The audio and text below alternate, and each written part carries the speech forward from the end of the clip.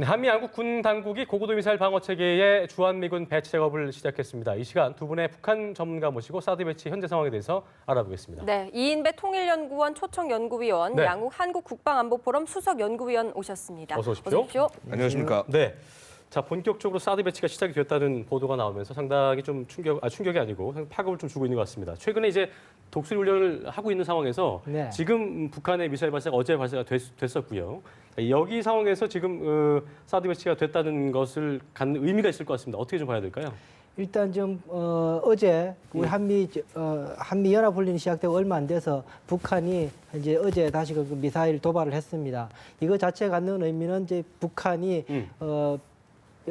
미국 조야에서 지금 거론되고 있는 다소 강경한 정책들에 대해서 밀리지 않겠다는 강대강의 입장을 명확하게 바뀐 거로 볼 수 있습니다. 예. 이런 상황에서 미국과 한국도 이런 상황 속에서 그냥 우리가 좌시할 수 없다라는 생각을 할 수 있을 것이고 예. 이러한 장기적인 목표하에서 사드가 일정보다 조금 앞당겨서 어차피 들어올 것이었는데요. 일정보다 조금 앞당겨서 들어온 것이 아닌가라는 생각을 해보게 됩니다. 어차피 내부적으로는 다 이제 착 진행이 되고 있었을 텐데 오늘 이 발표가 이루어진 거에 대한 부분을 좀 설명해 주실까요? 어떤 사실 그만큼 이 한미 양국이 굉장히 강한 의지를 가지고 있다. 예를 들어서 북한이 아무리 미사일을 쏴도 되려 북한이 미사일을 쏘기 때문에 이걸 더 갖다 놓을 수밖에 없는 상황이고요. 그다음에 중국이 어떠한 반응을 내비치더라도 이거는 국가 안보, 그다음에 이게 이 대한민국의 안보라는 것이 꼭 우리 안보 자체로서도 중요하지만은 예. 한미 동맹으로서도 기능을 하고 있지 않습니까? 예. 그래서 이런 부분에서 이 한미가 같은 뜻으로 해서 이런 것을 배치에 들어간다라고 하는 의지를 보여주는 것이라고 볼 수 있겠습니다. 일단 예.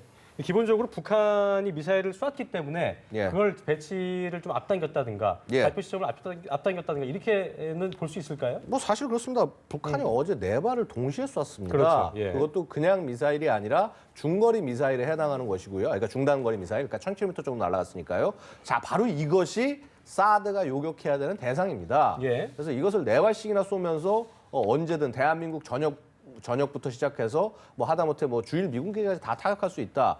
이러한 그 뉘앙스로 이 발사를 하고 있는 과정에서 지금 대한민국에 보고 있으면 미사일 방어 능력 자체가 조금 좀 부족한 것이 아니냐라는 그러한 우려들이 있었습니다. 네. 이런 우려를 뭐 100% 만족시켜 줄 수 있는 것은 아니겠으나 충분히 상당 부분 군사적 합리성에 따라서 만족시켜 줄 수 있는 것이 사드라고 얘기를 할 수 있고요. 예. 지금 아주 손쉽게 말씀드리면은 대한민국에는 지금 중거리 미사일 날라올 때 이걸 막을 수 있는 그 시스템이 어떻게 보면은 부족했던 상황입니다. 네네. 한마디로 축구하고 경기하고 있는데 골키퍼가 없는 상황이거든요. 근데 지금 이제 이 사드를 반대하는 논리는 결국 뭐라 그럴까 이렇게 골키퍼가 있어도 골을 먹을 수 있으니 골키퍼가 필요 없다라고 얘기하는 것과 거의 같은 얘기가 아니겠나 싶습니다. 그러니까 이건 당연히 반드시 지금 우리 대한민국과 같이 북한의 중거리 미사일 위협을 이렇게 받고 있는 나라로서는 네. 당연히 갖고 있어야 되는 체계라고 말씀드릴 수 있습니다. 그렇군요. 네, 자 사드 체계가 이제 1, 2개월 이내 한반도에 모두 전개될 것으로 보이는데요. 예. 지금은 우선 일부가 들어왔다고 하는데 이 사드 장비가 어떻게 구성되길래 일부가 온 겁니까? 예, 일단은 장비 자체가 이게 어떻게 생각하시면 되냐면은 일종의 이제 미사일만 있는 것이 아니라요. 네네. 미사일을 쏘려고 그러면 적이 어디서 쏘는지 그다음에 어느 방향으로 쏴야 될지 이런 것들을 조준해주는 레이더가 필요합니다. 그렇죠. 그다음에 이제 이거를 전부 지휘 통제 시스템이 필요하고요. 그다음에 미사일 발사차는 레이더 여기에는 엄청나게 많은 전원이 필요합니다. 근데 그 전원을 예를 들어서 야지 같은 데서는 결국 전력 공급차를 통해서 별도로 공급할 수밖에 없습니다. 네. 그래서 이러한 시스템들이 전부 갖춰져야 실전 배치가 가능하다고 얘기할 수가 있는데, 근데 지금 보고 있으면 지금 아마 오늘 들어온 것은 지금 화면에 보니까 예. 이 차량 같은 것이 이제 들어온 것이 아닌가 싶습니다. 그래서 이 차량 2대만 갖고는 솔직히 이게 실전 배치가 됐다고 얘기할 수 있는 것은 아니고요. 네. 레이더와 후속 장비들이 들어와야 배치가 가능한 것이다. 실제 배치가 되었다라고 얘기할 수 있고 현재 단계는 전개라라고 보시면 되겠습니다. 그렇군요. 네. 자, 일단 보니까 조금 전 들어온 속보인데요. 사드 전개 착수를 중국 측에 통보를 하지 않았다. 이 부분은 상당히 중국 측에 최근에 그 사드 때문에 우리 기업들에 대한 어떤 반한 감정도 그렇고요. 보복 조치가 이루어진 상황에서 오늘 사드의 발표, 중국 측에서 통보하지 않은 이 부분은 어떻게 좀 짚어볼 수 있을까요? 뭐 이 사드에 대해서는 이미 벌써 우리 대통령께서도 박근혜 대통령께서 이미 예전에 그 중국 당국에다 시진핑에 이야기를 했었죠. 이거는 한반도 방어를 위한 것이었고 예. 핵 문제가 해결될 경우에는 사드가 필요 없어지면 철수 용의도 있다라는 이야기까지 했은 사항이 없습니다. 그럼에도 불구하고 중국은 전혀 여기에 대해서 호응하지 않고 계속 이거는 중국이다 위협이라고 우리를 압박하고 있는 상황이었기 때문에 굳이 지금 상황에서 사드 배치에 대해서 사전에 통보한다고 해서 지금 중국 입장이 달라지거나 하는 상황은 아니고 예. 그렇기 때문에 오히려 우리로서는 우리의 안전에 집중해서 이번에 결정을 내렸다고 보기 때문에 일본의 중국과 뭐 굳이 이렇게 사전에 통보할 이유가 없었다. 그렇게 보여집니다. 자, 야구위원은 어떻게 좀 보세요? 그러니까 중국 측에 통보를 하지 않는 부분도 상당히 민감한 부분이기 때문에. 예, 사실은 이제 뭐 꼭 굳이 통보를 할 필요가 있겠냐라는 부분에 대해서 군사적인 측면에서 봤을 때 통보할 이유는 하등의 이유가 없습니다. 없다. 근데 하지만 예를 들어서 외교적 측면이라면 좀 다를 수 있지 않겠느냐라고 예, 생각이 예. 됩니다. 근데 물론 이것이 협상의 대상이 아니기 때문에 굳이 알려줄 필요는 없을 수 있으나 그러나 최소한 이러한 그동안 반대해온 입장을 존중을 해서 통보하는 정도는 한번 뭐 생각해 볼 수도 있지 않았을까 싶습니다만은 예. 사실 그것을 지금 가릴 만큼 우리가 이렇게 편한 상황이 아니다라고 말씀드릴 수 있겠습니다. 결국 지금 그 북한이 뭐 당장 어제 미사일 4발 발사하는 것과 같은 그러한 도발을 보이고 있는 상황에서 이런 방어 체계라도 신속하게 전개하지 않는다면은 과연 우리가 할 수 있는 일이 무엇이겠느냐 이러한 그 어떤 비판이라든가 걱정이 있는 것도 사실이었고요. 예, 예. 그래서 그런 측면에서 이렇게 정부가 좀 과감하게 결정을 내린 부분 이 부분에 대해서는 굉장히 높게 평가를 할 수 있겠습니다. 네. 자, 그러면 앞으로 이제 중국과의 외교 관계는 어떻게 좀 풀어나가야 될 거라고 보십니까? 우선 우리 정부가 좀 각오는 해야 될 상황입니다. 예. 일단 중국이 대단히 불편해 이거 시진핑의 의지가 돼 있기 때문에요. 일단 이 문제에 대해서 쉽게 중국도 물러나지는 않는 상황이란 건 우리가 정부가 각오해야 되는 것이고 각오하는 이유는 우리가 안전 국가의 안위를 위한 것이기 때문에 그것 때문에 일정 부분 불편함을 우리가 감수해야 되는 상황인데요. 차제 우리의 어떤 우리 한류나 어떤 무역 관계에 있어서도 조금의 일단 다변화 채널을 가질 필요가 있습니다. 예. 뭐 익히 아시는 바처럼 올해 북한의 경제 성장률도 이제 6%대로 스스로가 자인했고 지난해부터 그랬는데요. 거기다가 뭐 주택 부채율이나 지금 실업률이나 그 경제 성장률, 제조업 성장률 등등이 앞으로 이 북한, 중국을 통한 우리의 혜택도 점점 줄어드는 상황이 좀 오고 있습니다. 네. 차제에 이런 북한, 중국에 대해서 너무 경도되어 있는 무역 구조도 조금 바꿀 필요가 있는 상황인데요. 그 시기가 조금 앞당겼다고 보시는 게 맞지 않는 생각이 듭니다. 네, 실제로 그 우상호 원내대표의 말에 따르면은 이제 그 민주당 방문단이 그 중국 관계자들과 얘기했을 때 실제로 중국은 뭐 한국이 미국의 입장을 고려해서 사드 배치를 안 할 수 없다는 걸 알았지만 기본적으로 중국을 대한 태도가 좀 모욕적이었다. 그러니까 외교 관계에 대해서 어떤 외교 실태에 대해서 좀 비판을 했다고 하는데 이 부분은 좀 어떻게 보세요? 아니요, 그거는 제가 볼 때는 그 이미 그 전부터요, 그 외교부나 그 국방부나 그리고 그 여러 가지 이 방관 반민 형태로서 중국과 이 사드가 기술적으로 어떤 역할을 하게 되는 것인데 대해서 수십 차례 이야기를 논의를 했고요. 저도 했었습니다. 했음에도 불구하고 이분들은 끝까지 거기에 대해서는 처음부터 사드 반대라는 입장에서 가져왔던 상황이기 때문에요. 굳이 그것이 외교적으로 우리가 매우 친절하게 그 과정마다 다 설명했다고 해서 나아지는 상황은 아닙니다. 이건 안보에 직결된 문제이고요. 또 중국으로서는 나름 이 동북아시아에서의 미국과의 패권 경쟁, G2 패권 경쟁 속에서의 구도를 바라보기 때문에 이거는 뭐 어떻게 식으로 하더라도 중국이 그리 편하게 이해했습니다, 알았습니다라고 할 수 있는 상황은 아닙니다. 네, 그렇군요. 자, 일단 그 일부만 도착했다고 저희가 지금 속보로 통해 들었는데요. 계속해서 들어오게 되는데 4월쯤이면 이게 예를 들어서 우리가 사드가 전개된다, 배치가 된다. 전략 운용이 된다. 이 부분 개념에 대해서 좀 설명을 좀 해주실까요? 예, 일단 전개라는 것은 다른 게 아니라 이 장비를 해당하는 지역까지 보내는 겁니다. 그러니까 네. 사드라는 시스템 자체가 뭐냐 하면은 전구, 그러니까 한 전쟁하는 지역에서 주요한 그 전쟁 자산들을 보호하는 굉장히 그런 광역의 미사일 방어 시스템이라고 볼 수가 있습니다. 그래서 이게 중요한 건 뭐냐면은요, 근본적으로 수송기에 실어가지고 어느 나라든 곧바로 보낼 수 있게 설계가 된 시스템입니다. 그래서 예를 들어서 뭐 C-17 수송기 같은 것에다가 뭐 이런 그 아이템들 같은 걸 하나하나 실어가지고 해서 보내면은 네. 한 뭐 10몇 대 정도 보내면은 금방 다 보냅니다. 근데 미국은 그렇게 충분한 그 항공 자산들을 갖고 있기 때문에요. 그래서 지금 일단 이렇게 보내는 과정, 어떤 지역까지 이 수송기에 태워가지고 해서 보내는 과정, 여기를 전개라고 할 수가 있고요. 자, 그다음 배치라고 하면은 이제 아까 말씀드렸던 그 네 가지 요소들, 그러니까 레이더, 포대, 지휘 통제 시설, 전력 장비, 이것들을 이제 전부 한 군데 모아서 그다음에 원하는 어떤 장소에 이걸 갖다 놓고 그다음에 이 적당한 이격거리, 그 왜 사드 보면 그동안 말이 많이 나왔지 않습니까? 이런 어떤 이렇게 포대 구성을 딱 해놓고 난 다음에 자리를 잡는 것, 그래서 발사 준비 상태를 갖춰 놓는 것, 이게 이제 배치라고 볼 수가 있는 것이고요. 네. 그렇게 배치를 끝나고 난 다음에는 이제 어떤 북한의 미사일 발사라든가 이런 부분이 있을 때 이제 그때 제한적으로 이 시스템을 켜가지고 해서 혹시라도 만에 하나 대한민국 쪽으로 날아오게 될 때는 이걸 요격하게 하는 이 작전 운용 단계가 있습니다. 그래서 이런 것들이 차분차분 다 이루어질 것이다라고 말씀드릴 수 있습니다. 군사 전문가시기 때문에 우리가 그런 부분에 대해서 잘 알지 일반 시민들 잘 알지 못하기 때문에 북한과 남한의 이 거리가 가깝기 때문에 쏘아 올렸을 때 과연 예. 그 효용성이 있겠는가, 바로 예. 다시 여기 가능하겠는가, 이 부분에 대한 논란도 많았거든요. 네, 어떻게 그건 보셨어요? 이제 그 부분이 굉장히 뭐라고 그럴까 잘못 알려진 부분인데요. 네네. 그러니까 이게 뭐 사드라고 그러니까 이제 터미널 하이 얼티튜드 이제 에어레 디펜스, 그러니까 고고도 방어 체계다. 근데 대한민국은 중심이 짧은데 무슨 고고도냐, 말도 안 된다. 네네네. 이런 말씀들을 많이 하시지 않습니까? 이게 굉장히 잘못된 생각인데요. 뭐냐면은 사드의 요격 고도는요. 예. 40km에서 150km까지입니다. 40에서 150km까지 고도를 요격을 하는 것이고요. 근데 북한이 탄도 미사일, 북한이 갖고 있는 탄도 미사일 가장 짧은 게 스커드 B형입니다.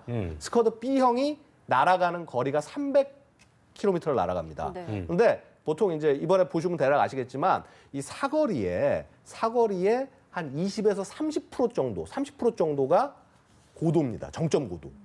그러면 300km를 쐈을 때 정점 고도 어떻게 되겠습니까? 90에서 100km가 되는 것이거든요. 그렇죠. 그러면 500km는 어떻겠습니까? 뭐 150 정도까지 될 거고요. 그러면은 이미 한반도 안에 들어오는 미사일은 전부 다 사드의 요격 고도 안에 들어오고 그 거기에 해당이 된다. 다 해당이 됩니다. 다 해당이 되고 되려 이제 물론 스커드보다는 스커드 300km, 330km 날아가는 스커드 B형에는 패트리엇 시스템이 더 짧은 게 훨씬 더 효율적입니다만은 이제 그거 말고 거기는 이제 주로 대한민국 북부가 그런 공격을 받겠죠. 수도권이라든가. 그렇죠. 수도권은 또 그거 말고도 방사포 같은 이런 장사정포 공격을 예. 받겠지만요. 근데 이제 이 대한민국 남쪽 지역을 공격하는 것은요. 100% 500km 이상의 그 사거리를 갖는 스커드 B형 아니면 이번에 발사한 스커드 ER 그렇죠. 완전히 이제 뭐 북쪽 끝에서 만약에 쏜다면은 1000km짜리 충분히 활용할 수가 있거든요. 이런 것들은 당연히 사드가 요격해야 되는 그 어떤 대상이고요. 네. 그다음에 이게 장점이 뭐냐면 40km, 150km 정도 되면은요. 40km 정도 되면 그때부터는 거의 공기가 희박하지 않습니까? 그렇죠. 그렇기 때문에 요격이 훨씬 더 편합니다. 그러니까 공기 저항이나 적기 때문에 이렇게 미사일이 이렇게 딱 하강에서 내려올 때 이 공기 저항이 심하면 텀블링 현상 같은 거 생겨가지고 요격이 굉장히 좀 어려워지는 일이 있을 수도 있는데 이런 공기가 희박한 층에서 이 요격이 훨씬 더 잘 될 수 있다라는 장점이 있습니다. 예. 자, 트럼프 대통령과 황교안 권한대행이 전화 통화를 했는데 이제 그렇습니다. 트럼프 대통령이 한국 입장에 100% 지지한다 이런 입장을 보였습니다. 자, 북한 측에서 이런 걸 보고 또 도발에 감행하지 않을까요? 뭐 일단 한미 간의 이런 지금의 위협 안보 국가 안보에서 가장 중요한 거는 동맹에 있어서 안보의 중요한 부분은 뭐냐면 위협 인식을 같이 하는 예. 것입니다. 예. 지금 상황에서 권한 대행과 트럼프 대통령이 일단 위협 인식을 같이 갖고 있다는 것은 대단히 중요한 의미를 갖는다고 네. 볼 수 있죠. 그러고 나면은 대응도 동시에 같이 할 수 있겠다는 의미를 갖는 것인데요. 예. 물론 앵커님 말씀하신 것처럼 거기에 대해서 북한이 더 새로운 또 반발을 할 수 있는 여지는 있지만 그만큼 심리적으로 압박 효과도 있는 것이 심적인 뿐만 아니라 물리적으로 거기에 대한 더 큰 우리의 압박이 있을 수 있기 때문에 북한도 쉽게 할 수 없는 상황도 될 수 있습니다. 이거는 뭐 서로 치킨 게임 같은 경우이기 때문에 그 북한이 어떻게 그거에 대해서 반응할지를 조금 더 두고 봐야 됩니다. 네. 자, 미국 정부 이런 그러니까 제가 볼 때는 이렇게 최근에 북한의 일련의 행동들이 그 미국 대북 정책을 좀 더 강경하게 몰아갈 수 있는 그런 변화가 줄 수 있는 견인을 하지 않았나라는 말을 또 하기도 했다고 하는데 예. 어떻게 좀 볼 수 있을까요? 당연히 그렇습니다. 왜냐하면 지금 이 북한의 행동 하나하나가 예. 그 미국 행정부에게 얼만큼 북한이 그 위험한 존재인지 그다음에 그 반드시 이 처리해야 될 대상이라는 것을 스스로 보여주고 있는 셈입니다. 그러니까 우리가 지금 굉장히 많이 걱정한 것이요. 트럼프 행정부가 뭐 시작할 때 뭐 예를 들어서 한반도에 대해서 굉장히 좀 심각하게 바라보고 대응을 하겠다라고 얘기를 마치 한 것처럼 보였지만 네. 사실상 지금 미국 안보의 우선순위는 북한이 아니었다라는 것이 많은 분들의 관측이었습니다. 네. 미국 안보의 우선순위는 일단은 IS 격퇴, 그 다음에 예를 들어서 대중 관계에 대해서 어떻게 자리를 잡을 것이냐, 그 다음 순위 정도가 이란 핵 협상 이것을 인정할 수 없다. 그리고 그 다음에 그 차순위 정도가 북한이 아니었나. 이렇게 예측을 하는 분들도 많았습니다. 그런데 자꾸 이렇게 북한이 이러한 미사일 발사와 잘못된 행동들을 반복을 하면서 이렇게 미국의 관심과 주의를 끌므로써 미국 안보 현안에서 중요한 것으로 떠오를 가능성은 많이 높아졌습니다, 상대적으로. 근데 하지만은 그렇다고 해서 미국이 어떤 북한 문제 해결을 위해서 그 국력의 모든 것을 쏟아부을 것이라고 생각되지는 않고요. 아마도 여기에 있어서 어느 정도 수준까지 대응할지에 대해서 내부적으로 지금 전략을 고민하고 있지 않을까 생각이 됩니다. 네. 예. 조금 더 제가 첨언해서 말씀을 드리면 네. 오바마 정부가 출범 1기, 2기 출범할 때쯤 돼서 북한이 했던 일 중에 하나가 뭐냐면 ICBM 발사하거나 핵실험을 하거나 했습니다. 그렇습니다. 오바마 정부는 아시다시피 민주당 정부였고 민주당 정부 클린턴 시절 때 거의 뭐 북미 간의 수교 또는 뭐 저 평양에서까지 가는 어떤 대단히 그 수준 높은 관계 회복 단계까지 갔던 정부가 민주당 정부였었습니다. 예. 그렇기 때문에 오바마 정부도 대단히 그러한 자세를 취할 가능성도 있었는데 들어서자마자 ICBM을 발사하거나 핵실험을 하면서 오바마 대통령이 마음을 닫게 되는 계기가 됐습니다. 그러면서 미국과 북한 간의 관계는 북한이 의도했던 대화를 통해서 뭔가를 풀려고 했던 관계는 완전히 어그러지고 그야말로 전략적 인내 단계로 들어서게 됐습니다. 지금 이제 거의 지금 비슷한 시기가 된 거죠. 트럼프 정부가 들어서서 대북 정책을 여러 가지를 검토하게 되는데 이제 그 검토는 진폭은 대단히 클 거라고 생각이 됩니다. 아주 획기적인 협상을 하거나 아주 강력한 어떤 물리적인 액션을 취하거나 할 수 네. 있는 진폭이 큰 트럼프의 정책을 고민하고 있었는 상황인데 여기에서 북한이 어떤 태도를 보이는가에 따라서 이 시계추가 상당히 다른 방향으로 움직일 가능성을 갖게 만든 것이 이번에 북한의 행동이 아니었는가. 그런 점에 봤을 때는 북한이 대미국 협상 전략에 있어서 패착이 아닌가라는 생각을 저는 해보게 됩니다. 네. 자, 그런데 일각에서는 이런 사드 배치를 통해서 북한의 도발 그리고 북한의 뭐 핵 보유 이런 것을 오히려 정당화해 주는 게 아니냐 이런 논란도 있던데 이거는 어떻게 보십니까?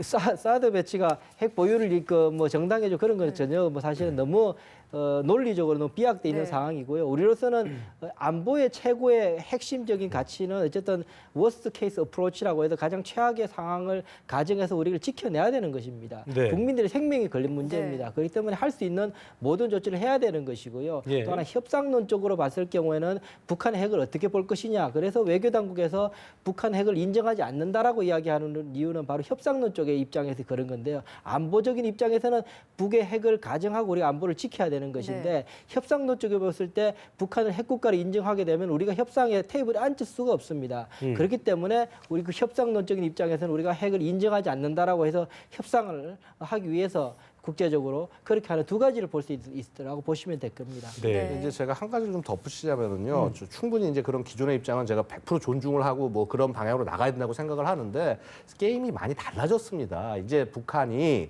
작년 5차 핵실험 이후로 봤을 때 이미 사실상 뭐 핵 보유라는 것 자체가 이미 이제 이것을 돌이킬 수 있는 단계는 상당 부분 좀 넘어갔다. 네. 지나지 않았느냐. 이미 레드라인은 상당 전에 넘어섰다라고 생각이 되고 예. 이렇게 되기까지 사실 그동안 이렇게 뭐 예를 들어서 오바마 정부가 전략적 인내를 외쳐왔지만은 오히려 이것을 방기함으로써 북한이 핵 개발을 더욱더 가속시키게 된 이러한 문제들도 솔직히 있다라는 것입니다. 그래서 아까 한 가지 말씀 내가 반드시 꼭 드리고 싶은 것이요. 네. 사드를 배치하기 때문에 북한이 핵 개발한다. 이 논리는 결국 뭐냐면은요.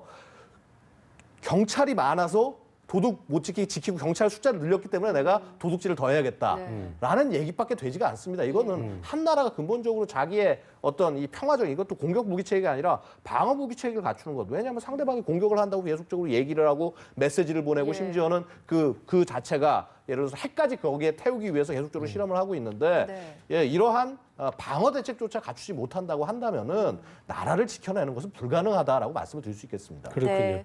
자, 이제 사드가 한국 오산 미 공군 기지로 전개가 되는데요. 예. 이후에는 이제 성주 쪽으로 이동을 하잖아요. 그런데 이 성주 그 부지가 아직은 뭐 환경 영향 평가라든지 뭐 조성 작업이 아직 안 됐다는데 이 부분은 어떻게 되는 거예요? 예, 사실은 절차가 되게 많습니다. 예. 그러니까 예를 들어서 작년에 사드 배치 얘기를 하면서 얘기를 한 것이 하반기 정도 배치를 할 것이다라는 말이 나오지 않았습니까? 네. 예. 하반기 정도 배치를 하겠다는 말이 나온 것이 다른 것 때문에 나온 것이 아니라 바로 이런 수많은 행정 절차 때문에 나오게 되는 것입니다. 지금 보셨다시피 사드 자체는요, 그냥 배치하면은 예를 들어서 뭐 48시간에서 96시간 이내에 전부 다 전개해가지고 해서 운용 가능합니다. 근데 결국 뭐냐 하면은 부지 문제.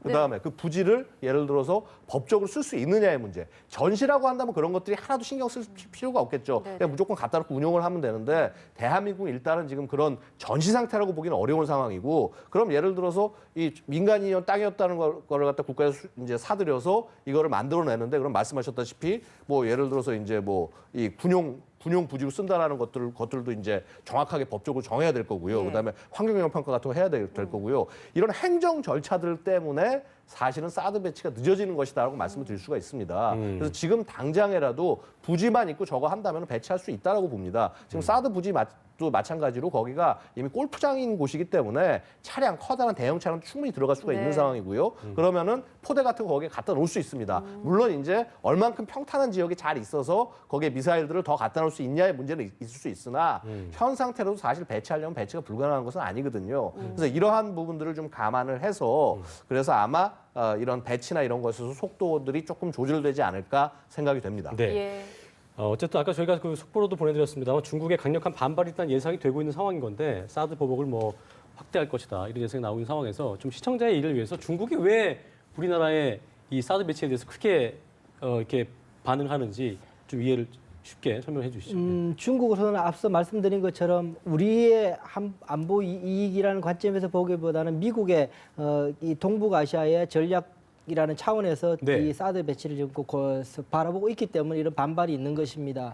그래서 이를 통해서 이것이 문턱이라고 보는 것이죠. 사드 자체가 기술적으로나 무엇으로 봐서는 이거는 한반도 안전을 위한 것이라고는 중국 사람들도 다 인정을 합니다. 그러나 이것이 들어오고 난 이후에는 이 문턱이 넘어가고 나면은 미국의 전략 자산들 그야말로 이 미사일 방어 체제로 확산되어서 들어올 가능성이 있다라고 의심을 하고 있는 거죠. 그렇기 때문에 그런 문턱에서 이것을 방어하지 않으면 그 다음 단계로 갈 수 있다, 확산돼서 갈 수 있다라고 생각하는 게 중국의 전략적인 포석이라고 볼 수 있습니다. 그러나 한 가지 저희들이 좀 이게 좀 말이 안 되는 것 중에 하나는 뭐냐면 예. 일본은 이미 벌써 몇 달 전에 미사일 발사 이후에 일본에서는 그 이지스함 SM-3 개량형을 갖다 놨습니다. 이게 핵심적으로 이 동북아시아에서의 미국과 일본 간의 그 탄도 미사일 방어 체제 핵심적인 것인데요. 거기에 대해서 갖다 놓고 벌써 갖다 놨음에도 불구하고 중국은 거기에 대해서 유감이다 한마디 하고 우리한테처럼 이렇게 세게 그렇지 않았습니다. 그런 걸 보면은 아마 이런 전략적으로도 그 반발이 있는 것이기도 하면서도 이 한국에 대한 중국의 태도를 얼마나 중국이 우리를 조금 쉽게 보고 있는가도 우리가 좀 생각해 볼 필요는 있다라고 생각이 됩니다. 저희가 항상 그 증명을 하는 군사 전문가들의 말씀에 따르면 이제 북동부 지역의 군사기지를 레이더 탐지할 수 있겠느냐. 이 부분에 대해서는 그렇지 않다고 얘기를 하잖아요. 이 부분은 어떤 게 맞는 거예요? 그러니까 사실은 이 레이더 탐지 같은 거는요. 지금 제일 중국을 잘 들여다볼 수 있는 거는 솔직히 일본입니다. 일본에 이제 샤리키나 교가미샤키에 있는 그 기지에 있는 레이더들, 네. 이거는 사드 미사일과 연동되는 레이더가 아닙니다. 얘는 탐지용으로만 전용으로 쓰는 거고요. 그러니까 탐지용으로 전용으로 쓰다 보면은 거리가 훨씬 더 길어집니다. 왜냐하면 출력을 거기다 다 쓸 수가 있어요. 예. 미사일하고 연계를 하면은 미사일을 얘를 유도하는데 또 이 레이더를 써야 되거든요. 그러다 보니까 탐지거리를 다 쓸 수가 없습니다. 그러다 보니까 이제 되려 어떻게 보면은 우리가 갖고 있는 대한민국 탐지용 레이더가 있거든요. 그린파인 레이더라고 그래서 이게 지금 이제 북한이 미사일 쏘고 하면 다 탐지하는 게 이 레이더 탐지합니다. 네. 근데 이것보다도 이 탐지거리가 더 짧아집니다. 그런 측면에서 봤을 때 뭐 사실 뭐 중국의 주장은 전혀 과학적으로나 기술적으로나 군사적으로 닿지 않는 얘기라고 할 수가 있고요. 결국은 속내는 달리 있다라고 봐야 되는 겁니다. 그렇군요. 그러니까 중국 쪽에서도 우리 쪽을 좀 이렇게 바라볼 수 있는 그런 레이더망이 있지 않나요? 그런데 잘 돼 있죠. 예, 그렇죠. 말도 못하게 잘 돼 있죠. 네. 그러니까 뭐냐면은 결국 미국을 견제하기 위해서 그냥 명분이 그렇습니다. 그러니까 한마디로 미국의 전략 자산이 있는 게 싫다는 건데요. 이 말이 보면 얼만큼 더 좀 끔찍한 말이냐면 이겁니다. 그러니까 지금 사드라는 건 미사일 방어 체계 아니겠습니까? 그러니까 뭔가 미사일 날아오는 걸 막을 수 있는 체계입니다. 그런데 그러면은 이 체계를 반대하는 사람 입장에서는 내가 미사일 상대방을 공격을 하는데 그걸 막는 걸 갖다 놓으니까 반대를 하는 겁니다. 예. 네. 이게 무슨 말인고 하니 중국이 수많은 탄도 미사일들 거의 이제 한 사정거리 한 뭐 2,000km가 안 되는 그런 탄도 미사일들이 엄청나게 많습니다. 근데 이 미사일들 상당수가 대한민국을 공격할 수 있는 범위 내에 들어와 있습니다. 그러니까 여태까지는 주한미군이 이런 부대들이 있어도 만에 하나 거기서 미사일 날아올 때 이걸 막을 수 있는 능력이 없는 상태인데 네. 이걸 지금 막을 수 있는 상태를 갖다 놓는다? 이거 자체가 싫다는 겁니다. 그렇군요. 알겠습니다. 예. 자, 오늘 대담은 여기까지 듣겠습니다. 네. 지금까지 이인배 통일연구원 초청연구위원, 양욱 한국국방안보포럼 수석연구위원과 함께했습니다. 두 분 고맙습니다. 고맙습니다. 감사합니다. 고맙습니다.